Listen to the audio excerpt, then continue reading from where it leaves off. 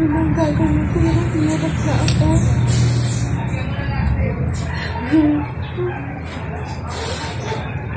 Hindi ko na alam talaga kung anong hirap na buhay ko. Gusto ko nang mawala. Gusto ko nang mamatay. Matapos ng buhay ko para tapos na rin ang mga problema ko at pagsubok ko. Mga pinagdadaanan.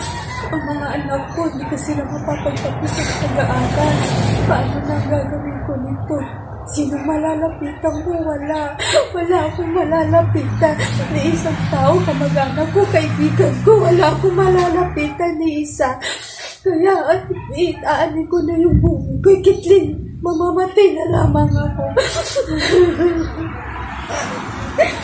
Gusto ko na mawala sa mundo ko para tapos na rin yung problema ko.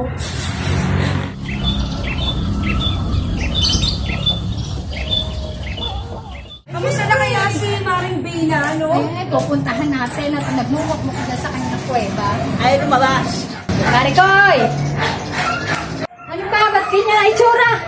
Para nang... May labas-labas na naman, oh. Haggard na haggard ka, Marsa!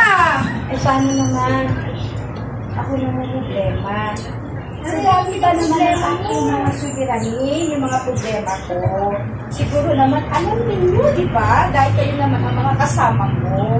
Ay, ang arte ni Mars. Hirapan ako sa mga bayanin. Ilaw, tubig, baon ng mga anak ko. Saan ako wala naman trabaho yung mister ko? Naku, Marikoy. Para hindi ka ganyan ang itsura mo, enjoy mo na lang yung TikTok, panoodin mo. Ang dami daw magagandang nakakatuwa na mapapanood. Yung wrinkles mo mawawala. Lagi kang nakangiti. Ay, naku, Beshi, mali ka.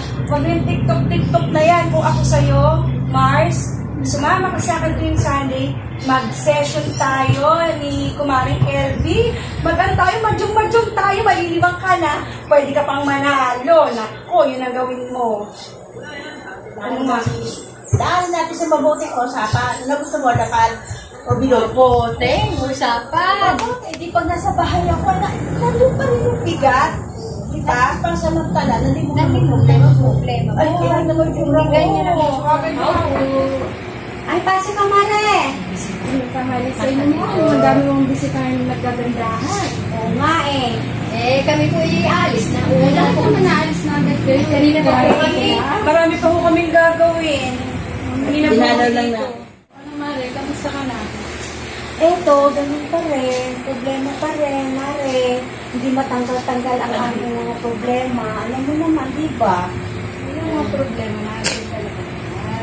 Ha? Si Jesus, yung nakilala ko simula nung ako ay nakakilala kay Cristo. Talagang dami kong problema pero sa tulong at biyaya ng Diyos doon ako nakakita ng kapayapaan sa puso.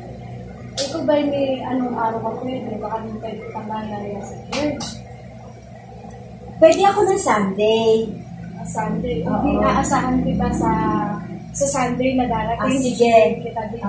Sige. At tandaan mo sa lahat ng problema, inilang natin ng may panalangin, pasasalamat sa Diyos at lahat ay dadaanan. Pagkatiwala lang natin kay Jesus. Mas maganda pa sa susunod na, sa darating na Sunday, isama mo sila, yayakagin mo sila. Sige, pag pumunta sila dito, Oo. papupuntahin. Yayakagin ko sila pumunta sa Sunday. Sabay-sabay na kami. Philippians 4, 6, and 7. Philippians 4, 6, and 7. Philippians. Do not be anxious about anything, but in everything, by prayer and petition with thanksgiving, present your request to God. Do not be anxious about anything, but in everything, by prayer and petition with thanksgiving, present your request to God. And the peace of God, which transcends all understanding, will guard your hearts and your minds in Christ Jesus. The peace of God.